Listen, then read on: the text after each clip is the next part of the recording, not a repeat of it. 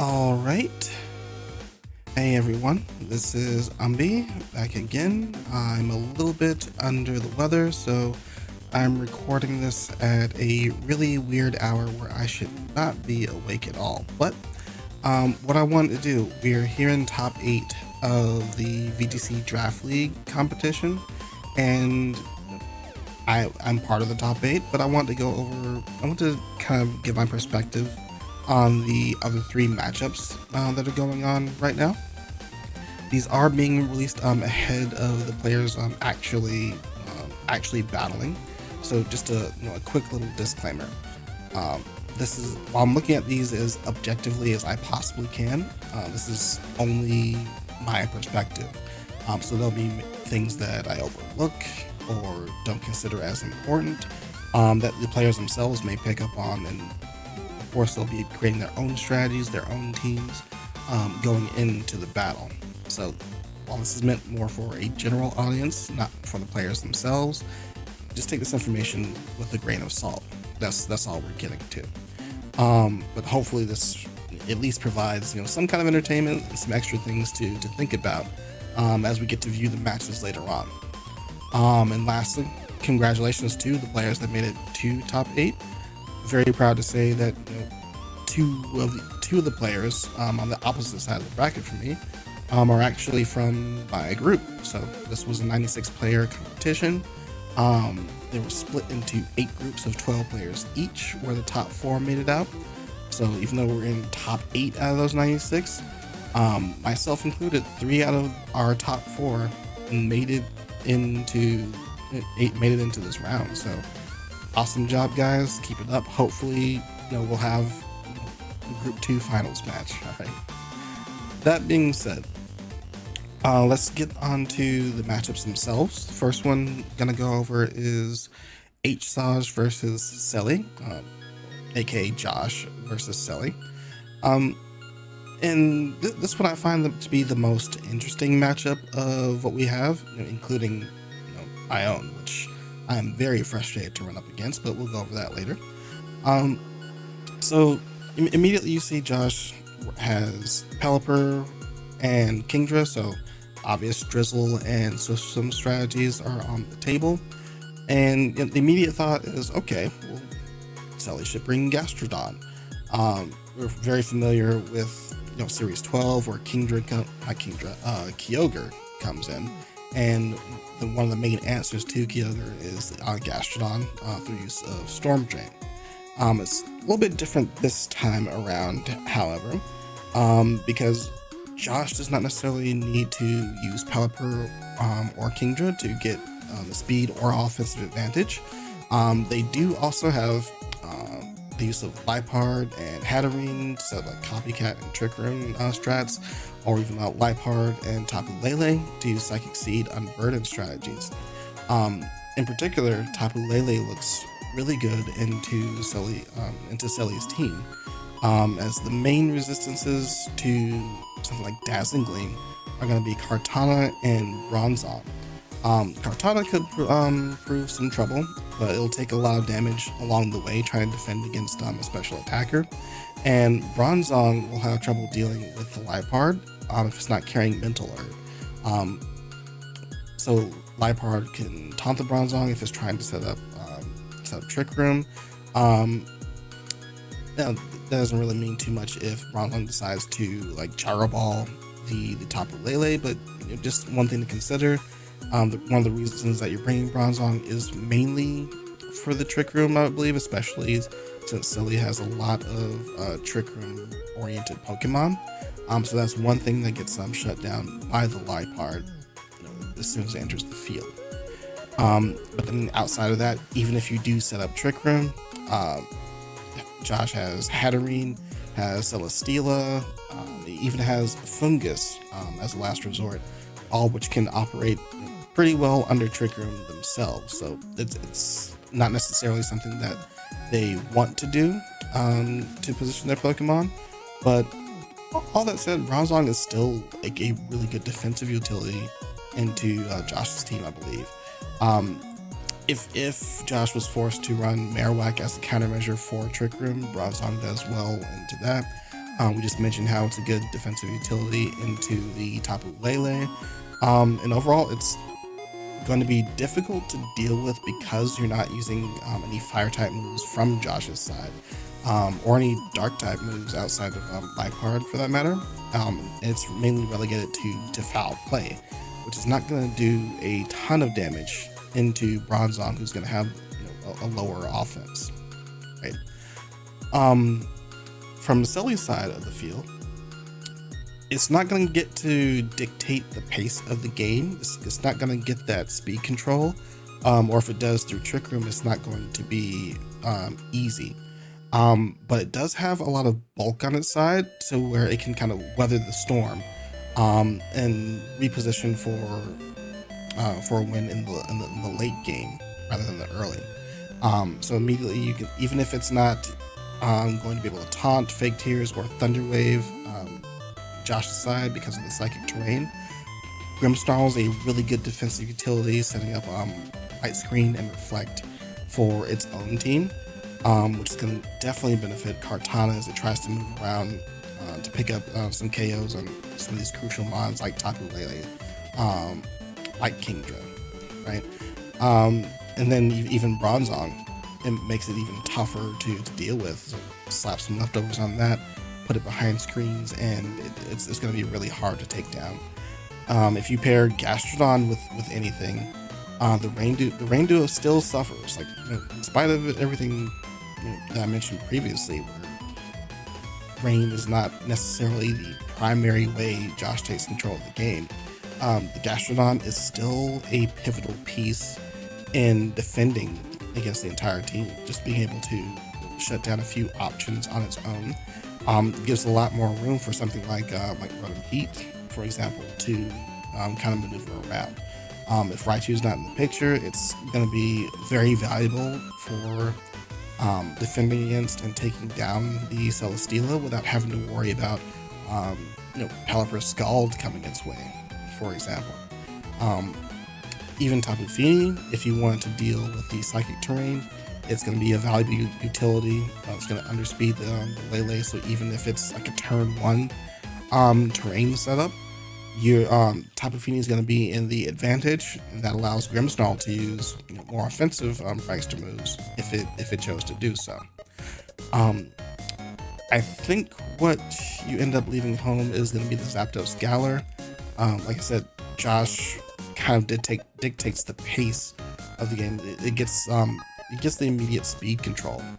Zapdos can't really snag it back, and it gets blasted by something like Dazzling Gleam or Hurricane or Max Airstream in the process.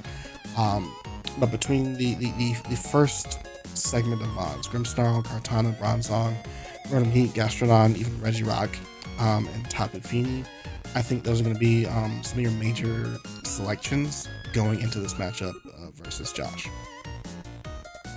Alright, moving on to the next matchup is Datrevdo versus Cruzer.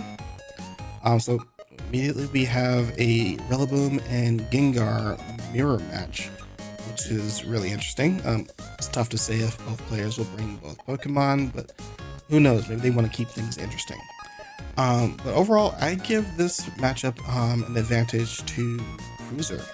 I think it's difficult for Datrevdo to navigate through the enemy team here. It's not going to be like a shutout, right? I think it's very hard for them to get like an offense going that is streamlined versus Cruzer, who has very simple and easy options. So from the bottom up, if we look at Cruzer's team, Togekiss is a major player, I believe, for their team, and it makes life that much easier for them.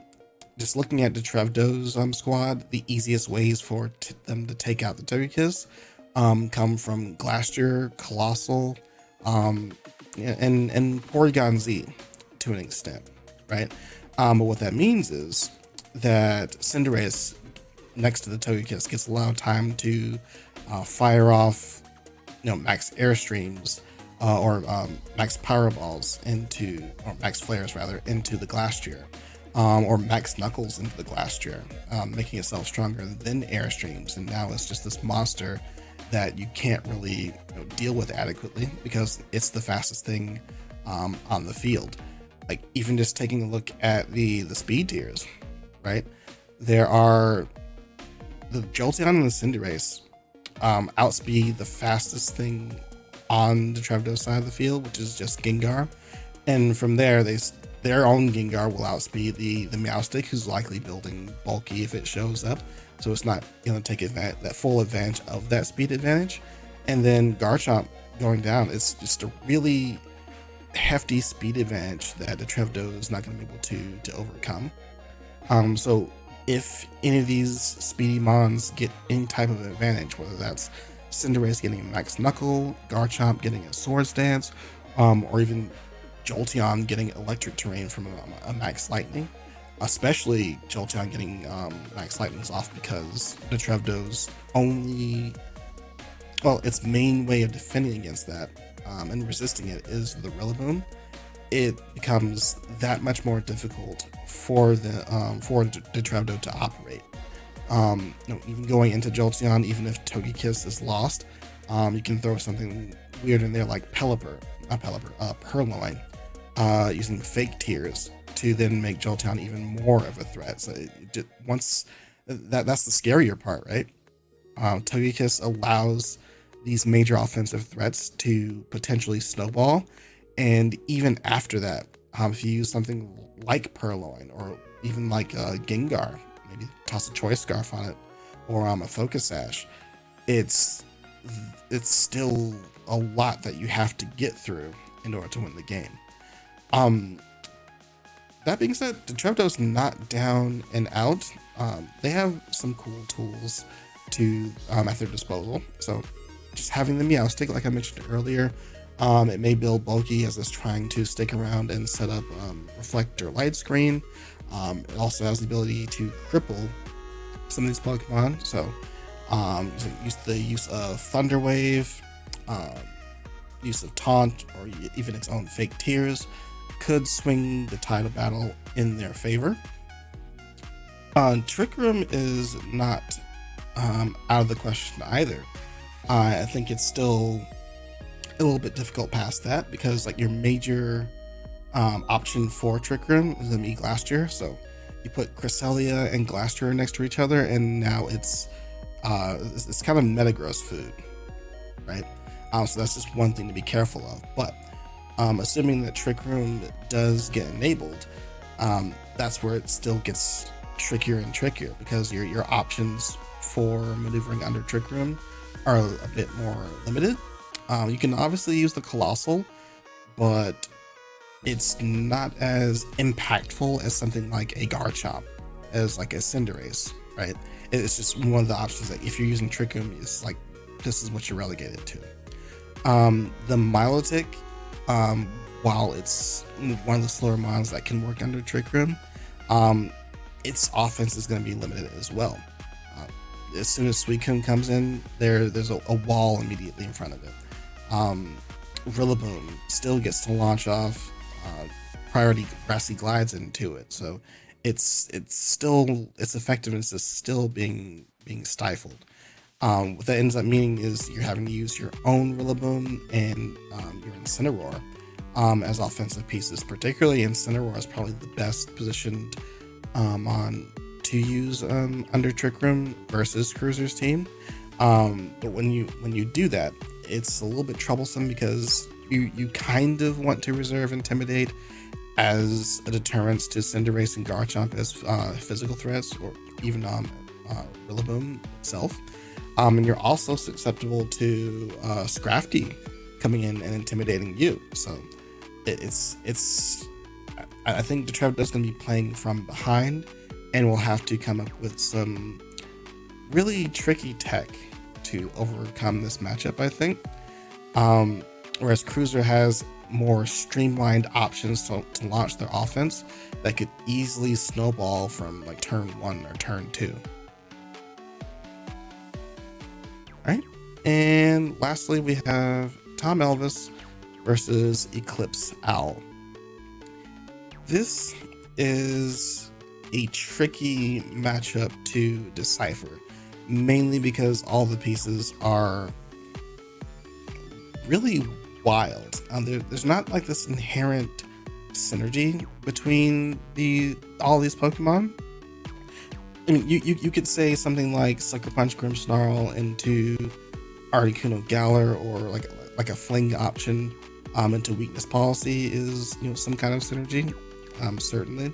But just in general, these Pokemon they're all mostly doing something different and not necessarily working together. Like, compare it to something like Josh's team, where there's obvious rain, there's obvious unburdened plus psychic terrain, or Cellie's team, where there's this cohesiveness between their grass, water, fire core.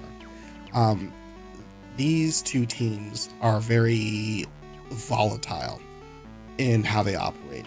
So, for example, if you take TomElvis's team, one of the major powerhouses from this team is going to be the Datrevdo, right? With only like Heatran and Grimmsnarl resisting or being immune to it, respectively. But it can end up doing major damage to all parts of the team. But it's not doing that on its own. It would need to position in the late game. It would likely need a Choice Scarf or a Tailwind setup in order to operate.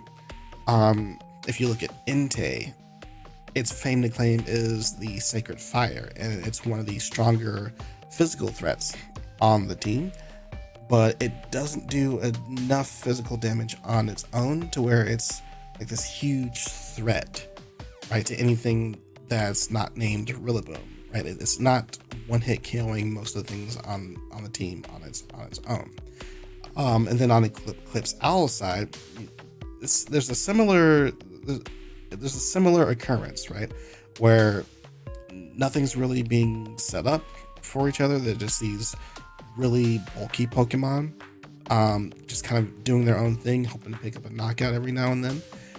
At best, the Blastoise, so this is it's the G-Max version, gets to do a ton of chip damage each turn, which will contribute to edging closer to some of the team's KOs. But like inherently, there's not like this huge synergy between abilities, or even like an incentive to use like a weakness policy anywhere and set it up on your own. There's not like a fast bulldoze to set up weakness policy on Regirock, for example. So yeah, it's like I said, the word is volatile. It's just two really volatile teams.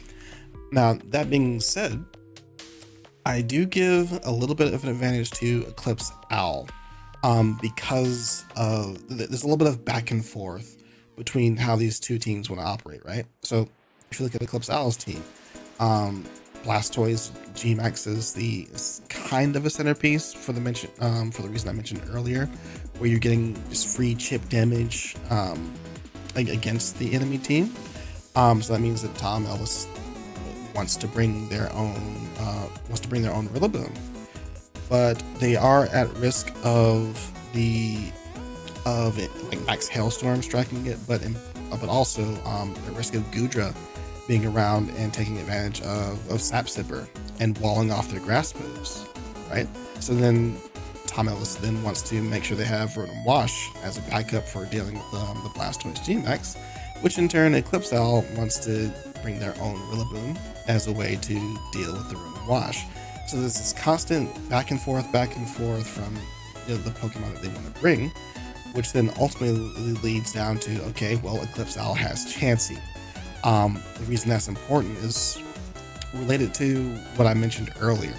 TomElvis is not necessarily going to snowball out of control or set up or anything, especially not with a physical threat. It's unlikely. So then if all physical threats are crippled or moved from the field, Chansey just gets to run away with the late game if there's no contingency for it. Now, the main contingency is going to lie with Celesteela, who has access to both Leech Seed and Heavy Slam. If it can land those and take advantage of that, that's going to be the way to kind of safeguard your own late game. But it's a matter of actually getting there, because I think Celesteela overall is going to be a nice utility that you may end up wanting to use earlier on versus EclipseOwl's team. It's nice into Rillaboom. It's not the worst thing into Porygon 2. Yeah, it's like Thunderbolt damage if Porygon 2 has a Thunderbolt, but that's not really guaranteed. And it's also a nice way to deal with the Regirock.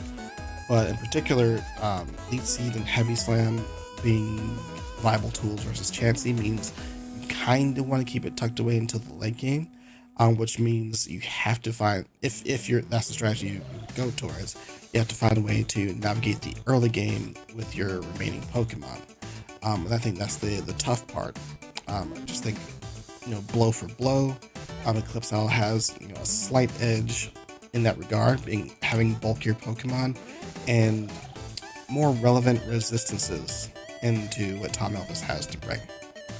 Okay, so yeah, my predictions. I have my money on Josh in the Josh versus Cellie matchup.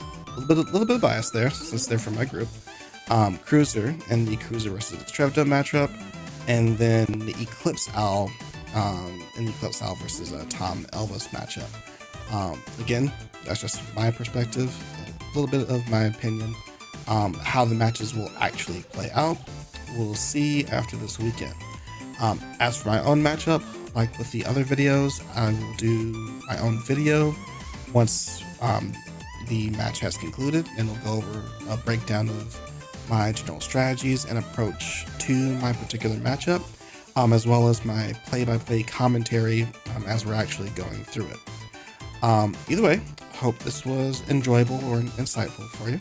If you did enjoy it, I'd appreciate a like and even a comment down below. Even just a quick word of encouragement is always nice to hear from.